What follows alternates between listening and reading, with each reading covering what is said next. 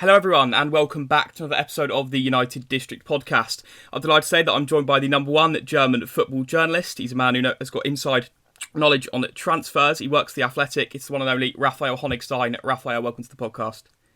Yeah, thanks for having me. I'm not sure about number one, maybe starting 11. Too humble. We United District are really excited to have you on. I think the reaction on Twitter when we sort of tweeted this out speaks volumes of your sort of popularity and prestige, so it's great to have you on and to welcome you onto the podcast. I'm sure it's been a very busy time for you lately. The transfer window dates are now known. Football's back in its entirety. Have you been a busy man of recent? Yeah, it's been really busy. I mean, perhaps not quite as busy as when the Bundesliga was going on at the same time. Yeah. But it seems to be a lot happening, even though a lot of people thought that this summer's going to be quiet transfer-wise. And it might ultimately still be relatively quiet, but there's still a lot of sort of attempts and things going on which might work out or might not work out. So yeah, plenty of stuff to do, and I'm really looking forward to the Champions League coming back, although I'm not sure I can mention this on this pod. Yeah, unfortunately, the Champions League, hanging in the balance at the minute for United. Yeah, a bit of a touchy subject, that one at the minute, but we've got the Europa League to look forward to, at least something that I'm sure Indeed United fans will want to win nonetheless. We'll dive straight in. We'll talk about a transfer that's actually already happened. That's Timo Werner, a man who's moved, obviously, from Leipzig to Chelsea. Some United fans perhaps a little bit dismayed at United, sort of letting this one go. Were United interested, or did Chelsea have a free one at Timo Werner?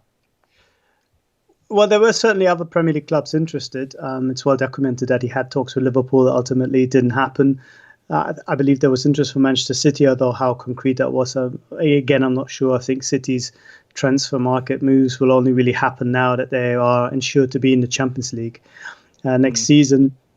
I'm sure United would have had a look at it and at him. I don't have concrete details of what they did or didn't do, but it's my opinion, and I think I said it a couple of times, that I don't necessarily see him as somebody fitting into the existing setup. I mean, I think you already have quite a few strikers who are quite comfortable to come in from the wings. Yeah. And he is exactly that type of guy. And of course, you can put him on the right, but I think United have a different target in mind there. Whether it'll happen or not is a different story. Yeah. Fair enough. Another man that Chelsea have been looking at, obviously this is a United podcast and it sounds like we're talking a lot about Chelsea already, but these things do sort of link to United intrinsically. Kai Havertz, a man who's been heavily linked with Chelsea, perhaps murmurs of him coming to United, perhaps not as loud. What's the situation with him? Do you think he's on his way out of Leverkusen in the next window? It remains to be seen. I think he would like to move, but he is realistic, I think, about the prospect moving in the current climate. With Leverkusen demanding a very high fee, they ultimately might price him out of the market. And that is, I think, something that, of course, he doesn't want. But I think he's also pragmatic enough to understand that it could happen. It depends who ultimately will put forward the money. I can tell you from a United perspective that there has been interest from United in the past. There have been talks. That's not unique to United. His people have literally spoken to absolutely every big club in European football. And I think at one stage, United was seen as a very attractive option. But as far as I know, that from United's side, from United's point of view, I don't believe they've been pursuing him particularly vigorously in recent months. And again, I think they have a different target in mind, who I'm sure we're going to talk about in a second or two. Yeah. One sort of hang-up with Kai Havertz, that's been suggested is perhaps Champions League qualification, and some suggesting that perhaps that might not actually be a problem with Havertz. Do you think he's a player that demands Champions League football, or do you think he'd be willing to go to a club who doesn't have that qualification? Look, I think we shouldn't read too much into these stories, because Havertz, I think, not playing in the Champions League for Leverkusen next year might certainly be a factor why he wants to leave. Leverkusen might still win the Europa League, of course, so who knows? But the flip side is, of course, that whoever club he goes to, if it's an English club and it's not Man United, and it's not Manchester City or Liverpool, they cannot necessarily guarantee him Champions League football because there is a fluctuation at the top. Yeah. And I think, again, he and his advisors are very aware of the situation. Whether you're in or not, for a year or two, I don't think has any real bearings on what he wants to do.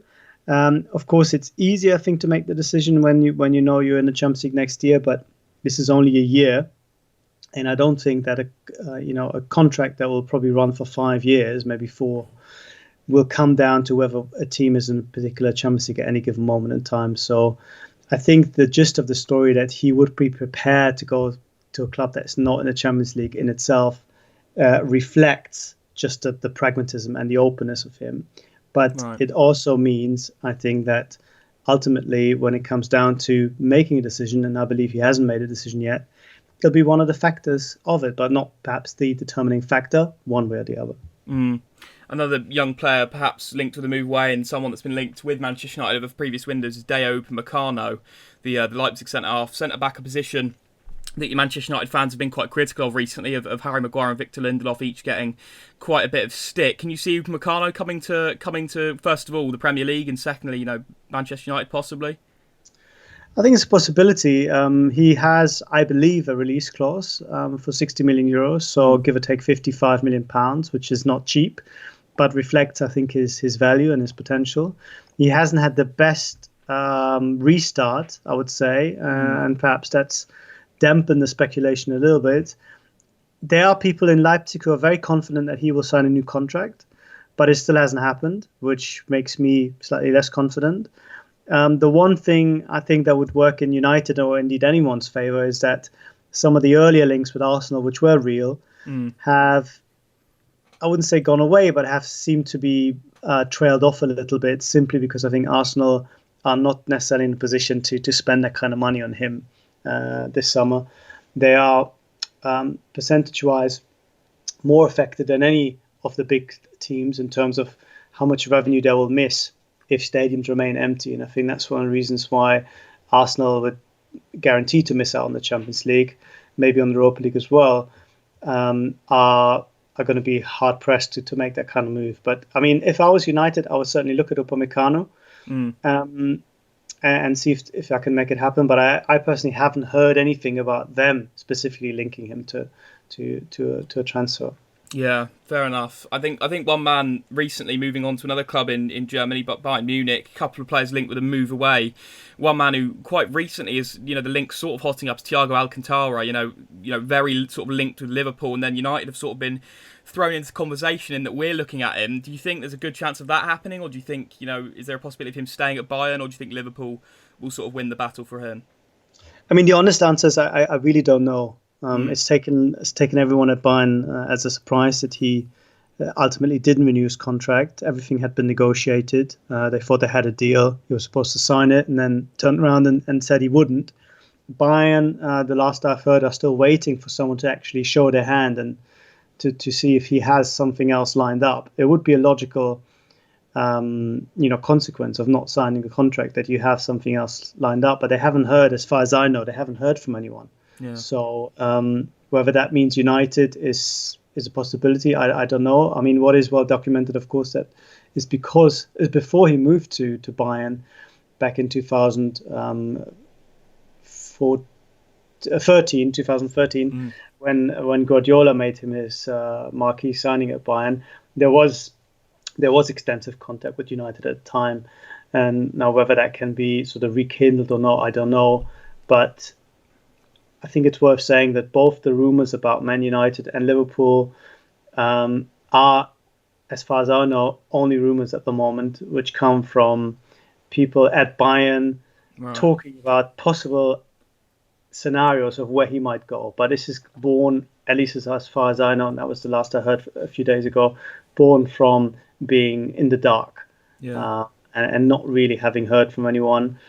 I think for United it would be very interesting. But you would wonder how a midfield with Pogba, Fernandes, and Thiago would look. Very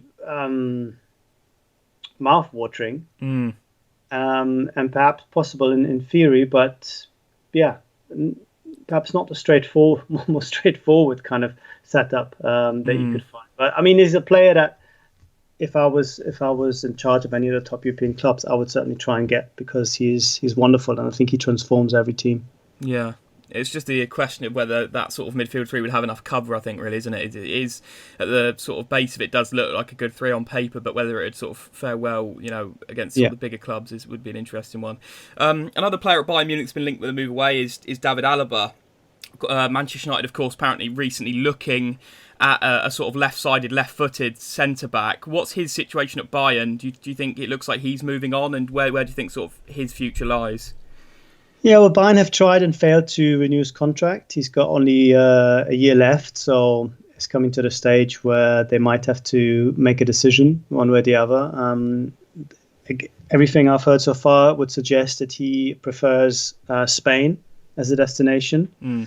But the two big Spanish teams are not in a position, or at least haven't been, to make that kind of deal.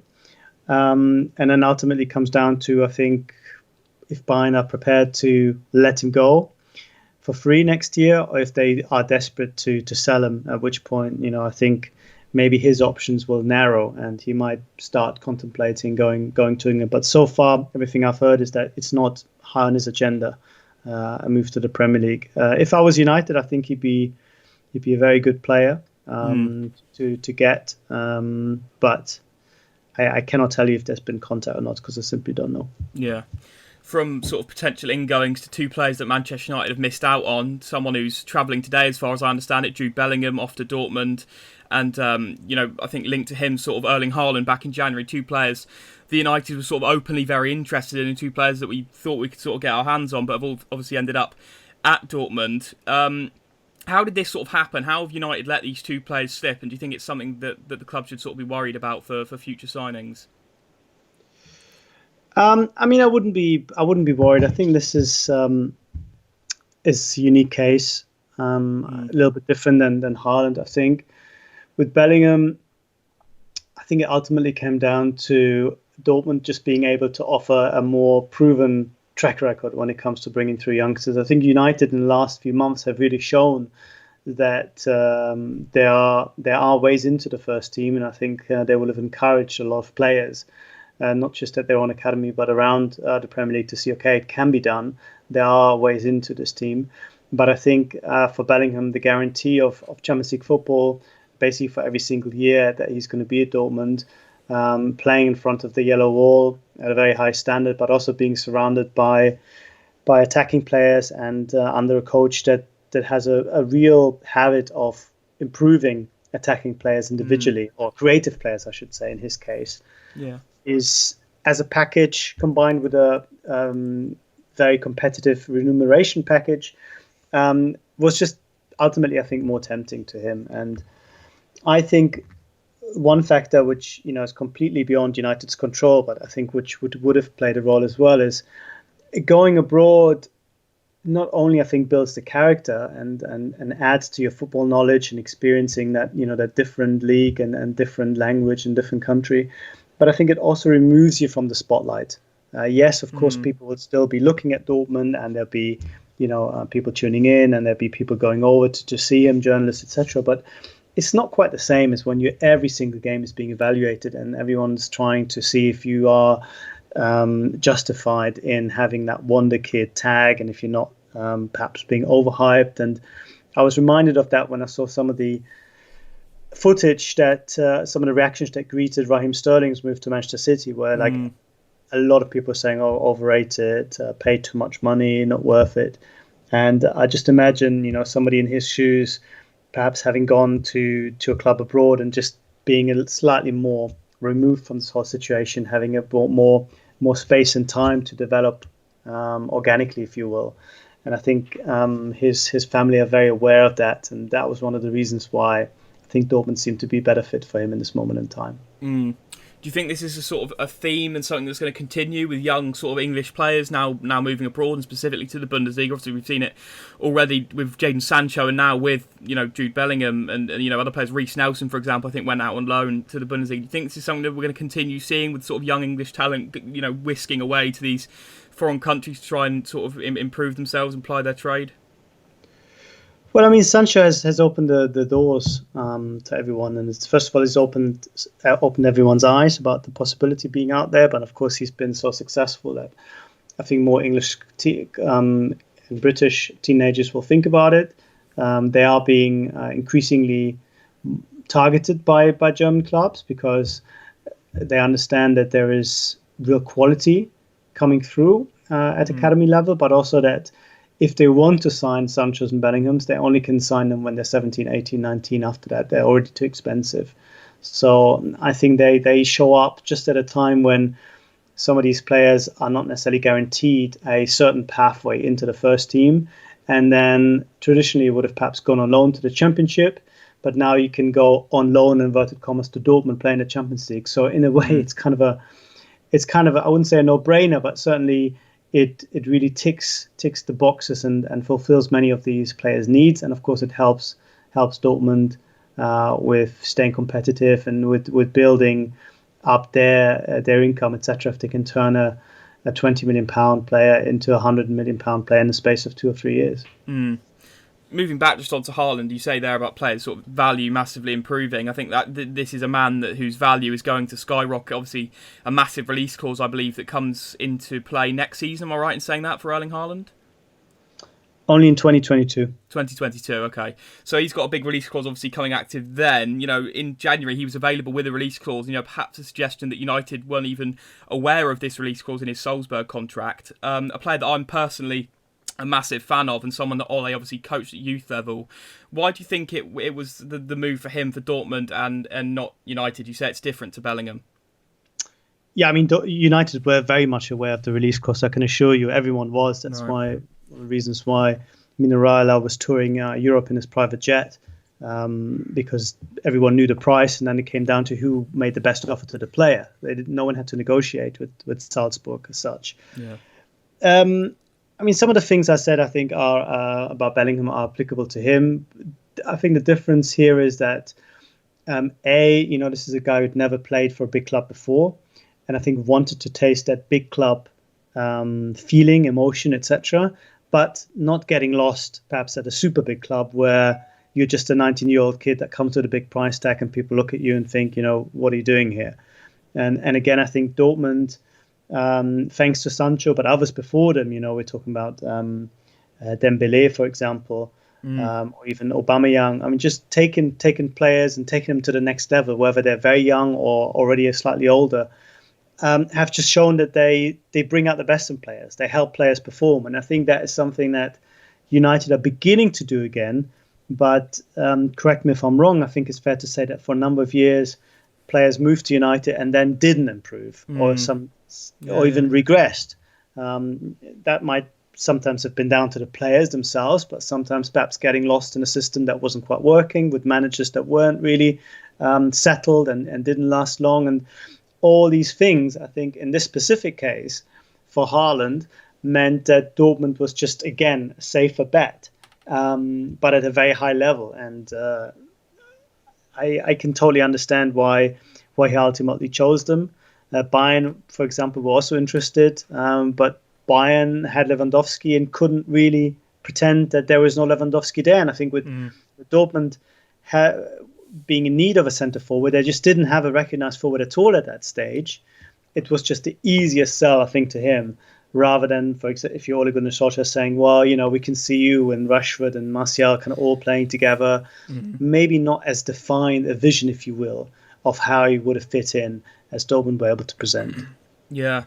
And it's quite strange with Haaland, I think, that, this is a man that's just joined Dortmund back in January, and we're already talking about, some suggestions of him moving away, obviously talk of that release clause that comes into play in 2 years. Do you see him ending up at a big club? Because I think, there's suggestion that Dortmund is sort of used as you've sort of alluded to, a stepping stone. And I think, some have suggested that it's only a matter of time before United sort of get in with that Solskjaer link. Do you think that's sort of true and perhaps possible? That he will move on, you think? Or come to United with the release clause when it comes into play. In 2022? Yeah. Yeah, of course it's possible. I mean, I think, the situation will be similar to the one we saw in January, where he can basically pick from a lot of teams. That is, provided that everything in the wider landscape of football recovers financially. So, if this player is available for, let's say, for argument's sake, 75 million euros in 2 years' time, proven goal scorer who's only then, 21, 22. Yeah. I think he, again, would be able to pick, really. Bayern might need a successor to Lewandowski. Real Madrid might need a successor to Benzema. Juventus might need a successor to Cristiano Ronaldo. Yeah. Barcelona might need somebody who replaces Messi, a different position, but the goals, in terms of the goals that he can score. So I think it's by no means sort of a foregone conclusion that he'll definitely go to England and definitely go to United, because everyone else, again, is going to make their case and really push for his signature. Right. Thank you very much. We've danced around this name for a little while now, and I think it's only a matter of time before we sort of moved on to him. It's a man that's been massively linked to Manchester United. All the talk of the sort of major transfers has sort of been around this man's name, Jadon Sancho. Suggesting in the past few days from you that that he's set to return to the Red Half of Manchester for £110 million either this summer or next year for a little less. How sort of close are United to that deal, and how are the talks between Dortmund and United? Has there been direct contact over sort of agreeing a fee? It's difficult to say just how concrete negotiations are, because they sort of happen to be in waves. A club says something and then the other team says, okay, we'll talk to you again in a month's time, and then they maybe increase their offer. The last I heard from Dortmund is that they are waiting for United to actually make the move. Right. That there hasn't been a situation where United said, okay, here's our bid, this is the money. Dortmund, as you are aware, and as my colleagues from Sportbild reported a few days ago, have kind of said to United, or put out, that they want a decision early, that they want United to basically come up with the money or just leave it. It might not be in United's interest to do that, but that's the message that Dortmund are putting out. And I think they are, I don't want to say in the dark, but they are waiting, just like everyone else is, to see if United actually are prepared and able to make this happen this year, because of the size of the fee, because of the complications of making such a huge transfer happen. They're waiting, and of course United themselves, I think, are still waiting to see how much money they'll have. And that relates to being in the Champions League or not. And everything else before, I think, is really just nuances that might change from one week to the other. But the big kind of the key decisions, the real movement in the transfer hasn't happened, as far as I know, because it'll only happen if United turn up with the money. I think what is fair to say, and I'm not the first one to say this, is that there does seem to be a willingness, in principle, on behalf of the player to make the move. But he, like everybody else, is aware that Dortmund need to be satisfied that they're receiving the right money. And I think there is a possibility that ultimately, as it often happens in these massive cases or massive transfers, that a transfer happens the second year, because a lot of groundwork has been laid, and then ultimately it doesn't happen in year one. And think back to Beckham or think back to Cristiano Ronaldo, these kind of deals, but they go through the next year. And I think that is a possibility, that United will say, it's not going to happen, but for next year this is the kind of money, and maybe they'll pay a little bit more than otherwise would be the market rate for somebody who's only got 1 year left. And Dortmund, I'm talking in hypotheticals, but I can see that scenario happening, and Dortmund could turn around to Sancho and say, look, we understand that you wanted to go this year, but it's not happening. We will raise your wages to make up for that a little bit. That's what they did with Lewandowski, for example, to keep him happy in his last year at Dortmund. So I think there are a lot of ways that this can be resolved, even if a resolution from United point of view does not happen this summer. You talk there about the sort of financial aspect of obviously getting the Champions League qualification. Do you think as a player that's something, we've spoken about Havertz, perhaps being open with or without Champions League football. Do you think Sancho's different in that case? Do you think he's someone that would require Champions League as a sort of factor to have at Manchester United? I don't know is the answer, what his thinking is. I think that players and agents are, I go back to what I said earlier, are quite pragmatic. They understand that some clubs cannot necessarily guarantee Champions League football. But I think what's more important is this division. You're signing for 5 years. You're not signing for next year. If you miss out on the Champions League this year by a point or so, that doesn't mean that United might not be more attractive to him than going to, for argument's sake, Chelsea. even though Chelsea are in the Champions League and United are not. So what I'm trying to say with this is that these deals are not, in my experience, hinging on what happens in any one particular season.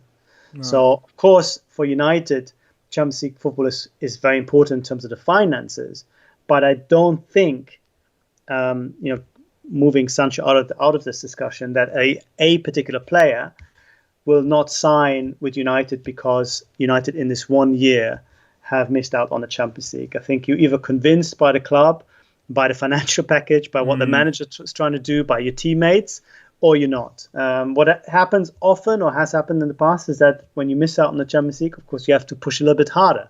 You have to pay slightly more. You have to kind of compensate the players even at a certain extent for missing out. That happened when Bayern signed Franck Ribéry in 2007, when they missed out on the Champions League. But I don't think that the financial knock-on effect apart, that is going to be the critical issue of whether United next year are going to be in the Champions League or not. And you know that we might only find out at the end of August, because United could very well go on and win the Europa League. So I don't think that's going to be the decisive factor. Okay. Moving on to some questions from people on Twitter. Thank you to the listeners who have obviously come in their wealths to submit questions. We've got a few that we've picked out for you to answer, Raphael. The first one's from United Dino. He asks, what areas of the squad do you think Manchester United should strengthen this summer, and who would be best suited for those areas? I know we've touched on a few names already. Yeah, I would see some strengthening at the back. I think the left back slot is still slightly open in my view. I think Luke Shaw is good, but perhaps not quite strong enough for United to go all the way again, to be really competitive both in the Premier League and in the Champions League in a couple of years' time. I think the centre back situation we already talked about.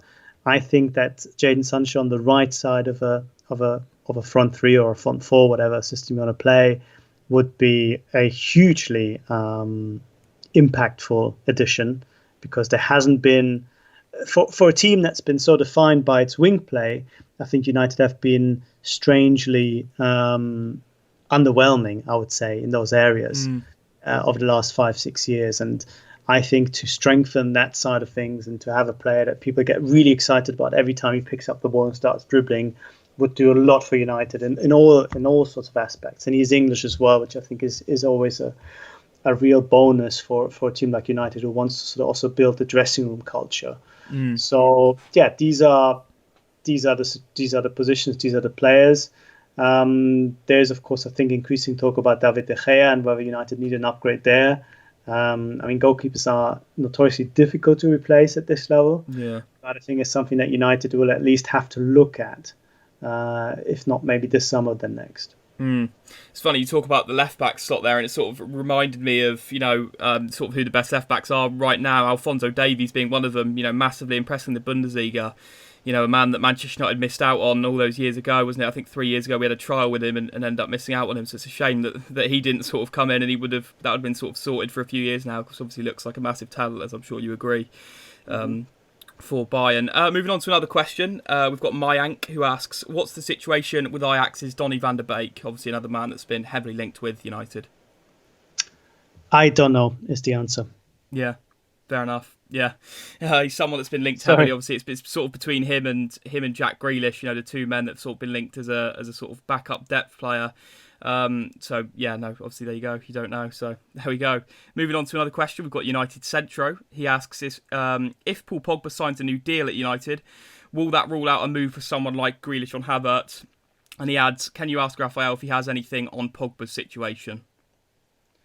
Not personally. I can only go by what some of my colleagues have reported. There is, I think, more room, of course, on the wage bill if Pogba does decide to leave, but I think it's going to be very difficult, even if he doesn't renew his contract, to get any real money from him, because the wages make it so prohibitive for any club to pick him up right now. So in theory, him not signing a deal would increase the chances of somebody else coming in, but I think in reality it doesn't really change anything, because you'll still in all likelihood going to be stuck with him in inverted commas even if he doesn't want to renew. So I don't think it has a direct impact on whether Havertz or not comes. I think, as I said, I think United, being aware of the financial situation, are targeting maybe one big transfer, and even that is still, I think, a question mark whether they can do it.